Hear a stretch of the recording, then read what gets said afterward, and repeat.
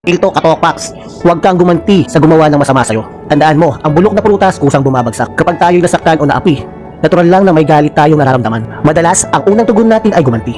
Ipakita sa kanila na hindi tayo basta-basta napapaluhok. Ngunit sa mga sandaling ito, tandaan natin ang kasabihan, huwag kang gumanti sa gumawa ng masama sa'yo.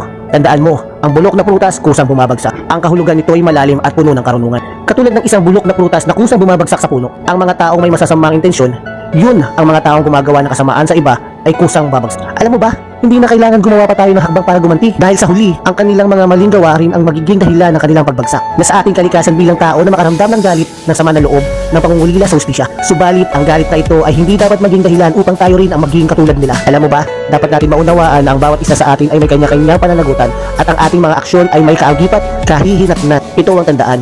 Huwag natin hayaan na ang ating mga damdamin ay mangibabaw at patudyok sa atin na hindi gumawa ng hindi tama. Sa halip, piliin natin maging mapayapa, matiwasay, at